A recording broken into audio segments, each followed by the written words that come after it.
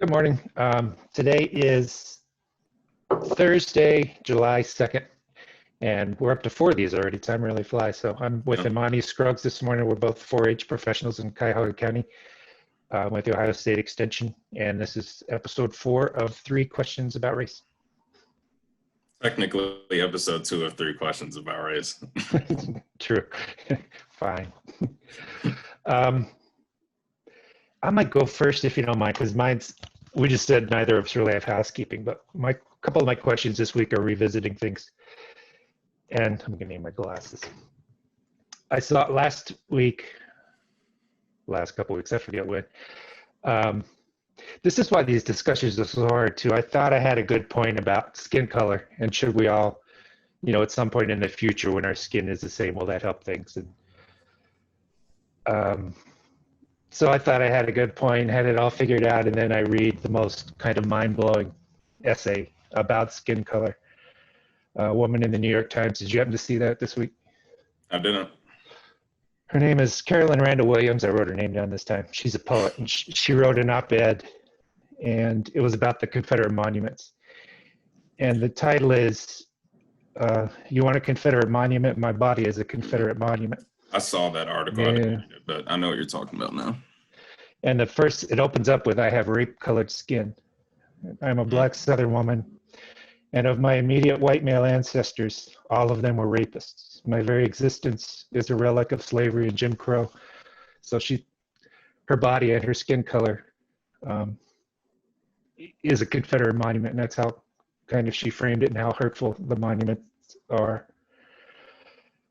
So, well, no, that's kind of heavy, and it made me, because I had another lighthearted question about skin tone this week, and I'm not going to do it now, maybe in the future, but to kind of pivot, and I have a reason for this question, but do you think blacks discriminate against other blacks based on skin tone? Have you noticed anything to that effect?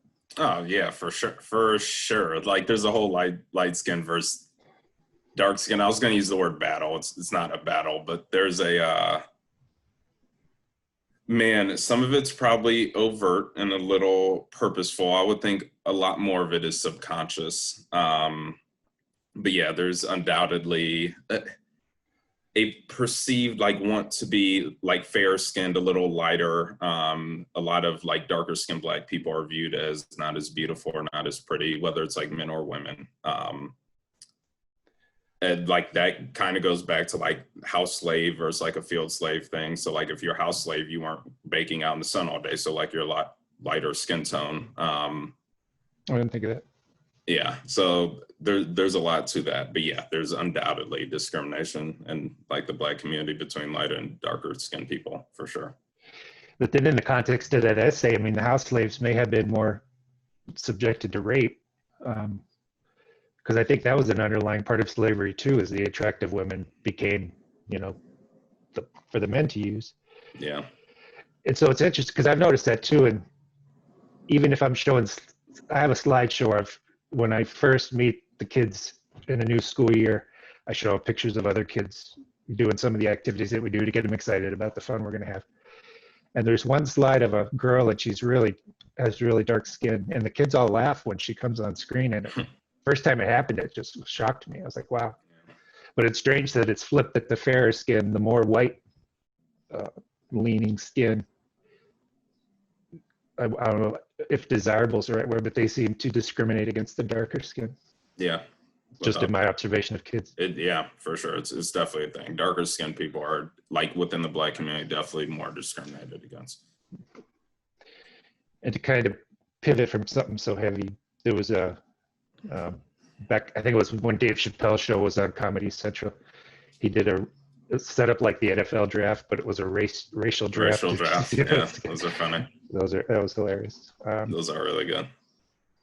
Anyway, okay, that's my first question. No, that's a good question. And I think that that speaks to this series well, because that's a difficult question to ask, and something that a lot of white people probably don't know or haven't noticed. But there is, I don't want to use the term divide. I wouldn't say there's a divide, but there's some and friction may be a strong word too, but there's something there. I can't think of the proper word to use, but Yeah, it's a thing. So That speaks to white guilt too, and I think of this woman writing the essay. If I ever, and her writing is really brilliant. But to meet someone like that, I mean, my ancestors raped her ancestors, and so the white guilt piece is very real, and I almost think we have to start saying these things out loud because we've suppressed it for so long. yeah. And it doesn't. That's not me. It's not my generation, but it's our history, our shared history. Mm-hmm. It is. Yeah, it's very important to be spoken. And white people work way too hard to hide from it, pretend it didn't happen, or that it wasn't as bad as people say it was. Yeah, because it's easier, right? It's more comfortable. So, all right, thank you. So my first one, this is kind of cheating. It's technically a question you asked, but I thought something made me think about the inverse of it, and I was like, I really want to know, so I'm going to ask. So a couple of weeks ago, you asked, what is something about like white people that you admire, like look up to? Is there anything about like Black people or Black culture that you admire or want to instill more in your own life? Yeah, kind of your grace, your joy, the way you're much more expressive of your feelings and emotions. White people, there are times that I wish I could be. Now I'm an introvert by nature, but I envy the way Black people interact with each other in a loving way, be it staff at the schools I'm at or families.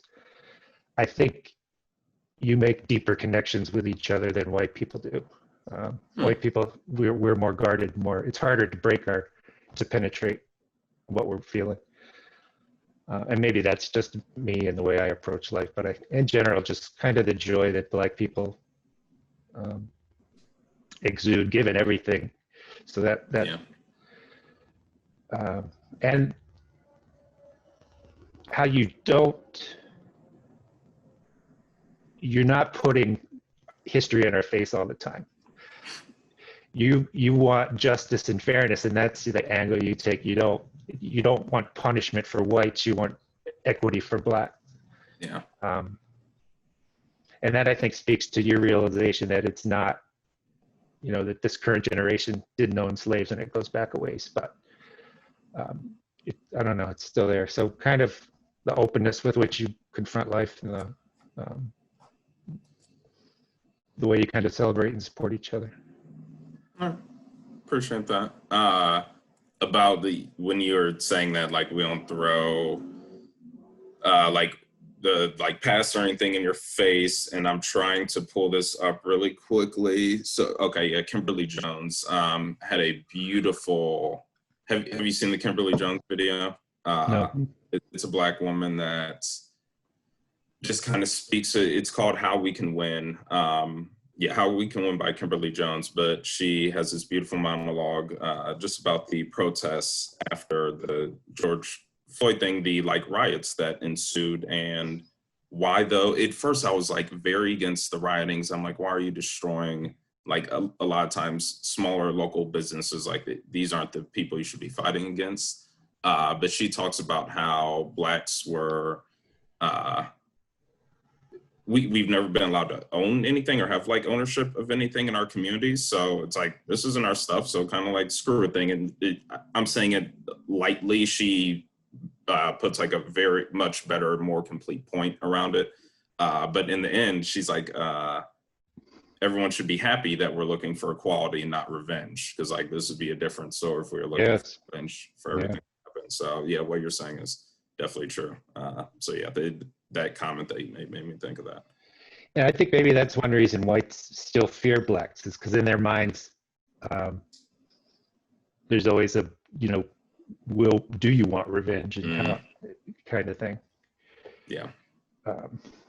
This is funny because this is a flip on one of your questions too. So guns are back in the news again, and I kind of gave an answer last time that it's most people want sensible gun legislation and that kind of thing. But it's getting real. There's 2 videos this week. There was one I just saw this morning of white people brandishing weapons against protesters or black people. The one this morning was just in a parking lot. I don't know what happened that preceded it. But the woman, I mean, with fingers on trigger, pointing. I know. The guns Ken at and people. Karen meme and thing. I saw Yeah. all that of them outside their house. Yeah. And that whole neighborhood, St. Louis, is incredibly, I don't know, a racist city. Those neighborhoods were built back in, you know, over 100 years ago to keep, literally to segregate the city and keep blacks out. And they're kind of autonomous enclaves. You're not allowed to drive your cars through them. They put walls around them. They've got their own private security. They don't rely on the public police. Wow. So that gives some context to why those people were freaking out. They're not used to even like and the mayor's house was on the other. People that live in St. Louis say it's a pain because you have to drive around them to get to where you want to go. And sometimes in rush hour, Wow. it adds a half an hour to your commute to go 1 mile. So the mayor's house was on the opposite side of this walled community, and the protesters just marched right through it. They said they tore the gate down, but the gate apparently was open. Let me show you this picture. I'm going to share a screen.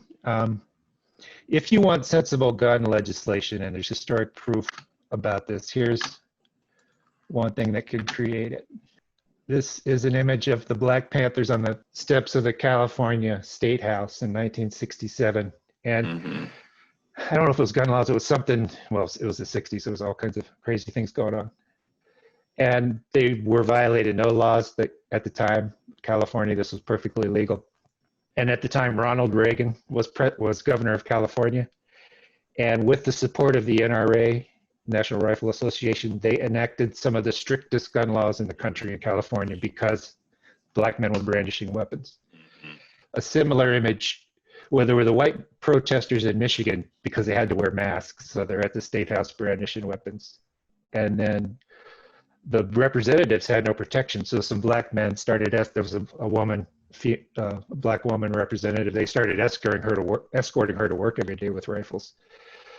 And nothing happened to them. But there's also a woman running for Senate in Georgia who's very pro-NRA, pro-gun, but when black protesters had guns, she called it mob rule, even though in Georgia my guess is you can carry anything. So blacks with guns are mob rule, whites with guns are patriots. So and Ohio's an open carry state. You don't have to have a permit. We're both part of 4-H, and 4-H has shooting sports. So, which is, you know, teaching gun safety and everything to youth. So I've always thought, should 4-H be more active in our cities with black youth and guns? And I asked this for a reason, because once I did a summer camp right off of East 55th in Cleveland Central Promise neighborhood, and some kids were helping me clean the lot in preparation for camp, and a teen walked down the street, reached in the shrubs in front of a church, pulled out a handgun, and just kept going. Yeah, I remember you telling me about that.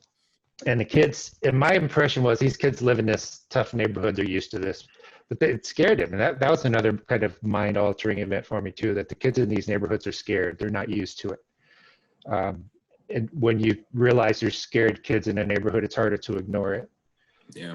But they came running to me. We had to lock down the school. And so the first time these kids encounter a gun, it may be loaded, and they may not know how it works and what to do with it. So should we be doing more with black youth and guns? It's a very interesting question. Before I answer that, I'll go back to the picture you showed. Actually, that's crazy you bring that up, because I'd seen something the other day where it was talking about, and like, I'm sure it was because like guns are more in the news now, but that was I believe, don't quote me on this, but I saw this somewhere.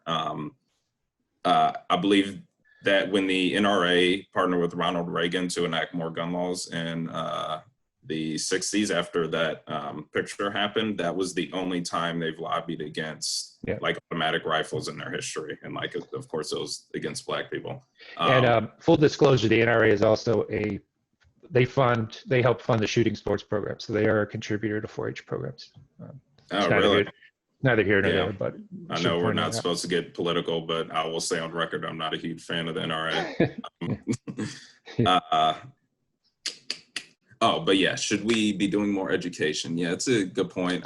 It's funny, before this video started, I don't think we were recording yet, so you probably can't put the snippet in, but like the first question I asked you was, like what kind of oil do you use to clean your guns? Because I went shooting myself yesterday. And like I'm trying to become, I think I said this before, I'm gonna get my CCW later this month actually. I'm trying to become more like comfortable with guns and go through all the like proper safety precautions around them. So I definitely see the importance of it. I wasn't around guns a lot when I was younger. I also didn't grow up in like a dangerous neighborhood, but for the kids we have now that do, yeah, that's why shooting sports, and they do it more in like rural communities. They teach young kids the safety of guns because they know they're going to be around guns a lot more. And that is, if nothing else, that's the one thing that if you're going to be around when you're a kid and like you're prone to making poor decisions, you really want to know what you're doing. Man, what could 4-H's role be in that? That's interesting. That would be an interesting territory for them to get in, given that it's such a rural program traditionally, and to really immerse themselves in an urban atmosphere and try to teach about something that, like, guns are viewed a very different way in rural communities as they are in urban communities. So that the like shooting sports book would probably have to be like totally revamped to be put in a mindset that like urban kids could understand a little more. But I guess at the end of the day, you are just talking about safety, how to handle the gun, knowing not to like point at people, don't have your finger on the trigger like that, the like Karen person from that meme did. Simple things like that. So as a long-winded answer to your question, yes, I think we should, but you have to have the like members of the staff to be able to go in and implement those programs. And again, we have a good staff in our office that's used to working with these populations, but across the state, I don't know if that would necessarily be the case, if they'd be able to go into these communities and have the same conversations about guns with them as they are with the like traditional audiences they're used to serving. So sorry, that was a little long-winded, but yeah, I think that's important, but it would look totally different than the way that 4-H is teaching about shooting sports now. The safety thing, again, is pretty much the same across the board, but the relationship with guns in the two different communities are very different. So that's something you'd have to keep in mind. Yeah. And I went to a shooting sports workshop. They do a good job with it. They take it very seriously, and you have to go through trainings yourself before you can lead them. So that and a lot of the sessions are volunteer led, not led by. Now we do a lot of our own programming, but also in rural parts of the states, they do more with volunteers leading the programs.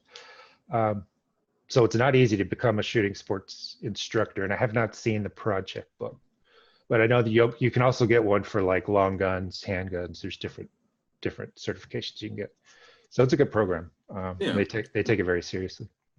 That's definitely something that like we should write down and come back to and consider. I don't know if I'd be comfortable teaching that type of program. That'd be cool to do, and I think schools would be or like schools, community centers, whatever, would be very open to receiving that type of program, because I was wondering. Safety, so yeah, it's a very important topic, and just something I could see us doing in a certain capacity. So yeah, that's a good idea. I had never thought about that before. It's a good idea. But what I don't want it evolving into is the scene like I saw this morning with the white woman brandishing a gun, and then the black woman also having a gun, and now you've got two people aiming guns at each other. Yeah. But I mean, it shouldn't be one-sided either. So anyway, all right. We'll take it. I'll tell our viewers we'll take a few weeks break from talking about guns now. Yeah. Oh geez, we're only halfway done. All right. So if you could give white people one piece of advice regarding race relations, what would it be? Regarding improving race relations? That if I'm talking to a white person, that it's your responsibility.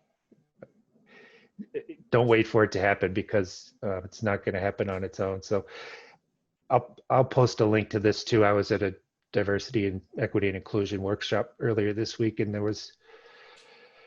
we were steered towards a resource with 29 things white people can start doing immediately that don't even involve getting out of protesting. So I'll post that Cool. Yeah, for link sure. for Be a good people to link. see.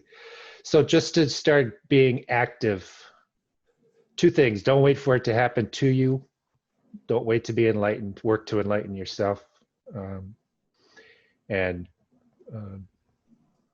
but that can't happen unless you have the resources to do that. So be able to steer people towards resources to do that. Yeah. I don't know. That's good advice. Thank you. Mhm. Are we running? I don't care. Yeah, that's fine. We can. Because I had a Black Panther. This is not my question, but this is a comment. The movie Black Panther, you gave me a hard time because it wasn't my favorite. Yeah. And the whole Marvel franchise is just insane. It's really good. And what I like about the Black Panther movie, I didn't look this up, but it seems like the director, producers, like the behind the scenes people, they tried to have as many Black people working on the film. Oh, for sure. Brian, I'm gonna butcher his name. Brian Kugelman. I'm sorry, I butchered your name, but yeah, he's brilliant. The guy that made it, he tried to have, or directed it, and he tried to have a very like Black centered cast on there. So yeah. Here's my gripe with the film. Here's why it's not. So you have this beautiful civilization, brilliant people, saving the rest of the world with their genius. And when it's time to pick a leader, they wrestle for it. So, and I'm like, come on, man. You guys are this smart. You're going to have feats of strength to determine your leadership. It's like they should have at least had a Rubik's Cube race or a math quiz or something. So how do you defend how their culture picks their leader? Yeah, I don't have an answer to that. That's funny. I think that's more of a comment than a question, though. But that's true. I'll save you from having to say any more about it. I guess I needed action. All the other movies. Yeah, I was about to say that's so. clear. Yeah, that's clearly just them pertaining to the fight them, beat them up, Marvel fan thing. You're right. It would be insane if a civilization that advanced went as primitive as possible for deciding who led them. So that part is probably not super realistic. I never thought about that before because I got caught up in the action of it while I was watching. I was like, oh, that's cool. But yeah, hopefully they would not do that. All right. Okay. This is kind of boring. I had trouble coming up with a third, but because I was in on this workshop, and Ohio State has a new director of diversity, equity, and inclusion. I didn't write her name down. She's coming up from Virginia Tech. I really like her. So she's hosting a series of talks with this race specific. So the one I was at was just for white men. She did some for white, Black men, Black women, and so on. What race is she? She's Black. But there were a couple other people from the office that were white males, and this has nothing to do with them. But I've actually seen jobs before in offices like this, and I thought, I'm kind of open-minded. I've got a good background, but I don't apply for them. And so, what do you kind of see as the role for white males in an office of diversity, equity, and inclusion? A case, good question. A case, we had a Office of Multicultural Affairs, and man, this is awful. I forget who was running it before Naomi Sig got in that position. I forget what race they were, but they have the woman that heads the program she's an Asian woman. Then they have the next two main people in it are a Black male and a white male. And the white male's he's in a awkward position because when you're talking about diversity, the one suppressing population, it's always the white male. So people aren't ever attacking him. They know he's an ally. He's a great dude. I like Randy a lot, but it has to be a little bit awkward from that perspective because everything that's getting brought up is just how the white man has suppressed all these populations in order to keep themselves in the power. In that position, I think it's fine for them to apply, but know that you are going to be the brunt of not necessarily anger towards you, but you're going to be the brunt of everyone's problem because white men are the top in society and they've done certain things to keep it that way. So all subordinated populations, when they're looking up at who's keeping us down, it's towards the white man. So if you're going to be a white man that's going to try to go in like one of those roles, like go for it for sure, as long as you're going about it for the right reasons, of course. I've seen it done successfully, but you kind of have to like know your role and be okay just being an ally. Don't try to go in there like running the room and pushing your ideas on everyone. Just be willing to listen, I guess, and Yeah, like use your position in society to like further push the agenda. because if job description wise, a lot of those positions really appeal to me, but I think you'd be good. Yeah, but I think it's also important that we see more diversity. Of course. In not just that office, but in all offices, really. So. Of course. Last question of the day. Okay, so this one for me has a little bit of an explainer along with it. So there's a lot of things that as a Black man I have to overcompensate for. So like I went golfing for a friend's birthday the other day, and like when they're like wilding out and doing stuff on the course, I'm like, I can't do that because I'm this like Black dude with dreads that stands out a lot. And if these like white golfers see me like acting a fool along with everybody else, then they're going to think like, oh, all Black people that come on a golf course are just doing like just here to mess around and be loud and be rambunctious and all this stuff. I have to tip super well. When I tip well because like my dad raised me to tip well, and because like it's right, you should like pay the servers like for their time because they're making below minimum wage, and like servers live off tips. So like just based off principle, you should tip well. But I have to tip extra well because there's a perceived like stereotype that Black people don't tip. So even when servers like perform poorly or like don't give me good service, and everyone else at the table is like, oh, like I'm not going to tip them anything, I still feel the need to tip decently, because if I don't tip well, they're going to be like, oh, here's another Black person that's not tipping anything.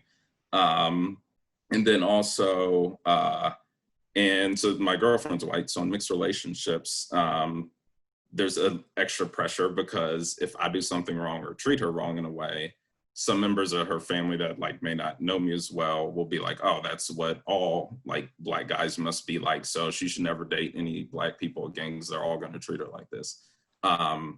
So as a Black person, but a Black male especially, I feel the need to like I was saying before, overcompensate for a lot of these things. So are there any things that as a white person you feel the need to overcompensate for, or how would you kind of relate to where I'm coming from? No, it's not. Yeah.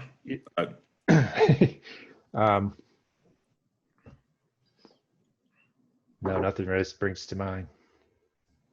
Do you have these kinds of conversations with your girlfriend, or is it kind of just in normal conversation things come up, or do you go out of your way to? So I don't know if I've said exactly that before. She's more into like race relation things than I am, in all honesty. Like when the protests happened up here, I didn't even know about them, and she was the one that got me to go. She's like very active on social media around just like being an ally and promoting Black Lives Matter and equal like education, housing rights, like all that type of stuff. So we have plenty of conversations about it. Again, she went to the same social work school that I did.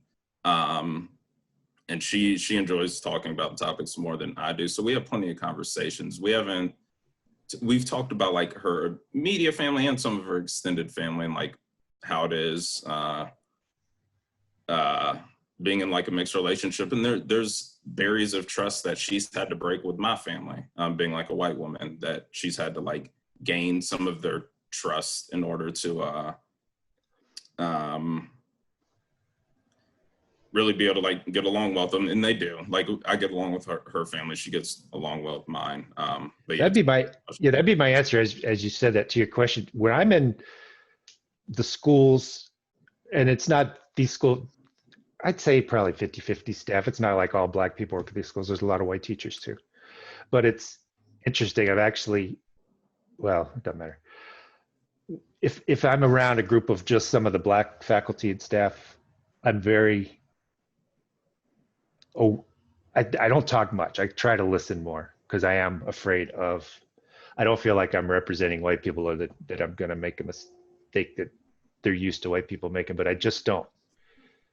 Again, it's the whole the white guilt thing. I don't want to say anything offensive without, just because of ignorance, because I didn't know it was something I wasn't supposed to say. So Mm. yeah, if around white people there's nothing I feel guarded about, but around black people I do. Okay. I can And, relate to what you're saying there. right on.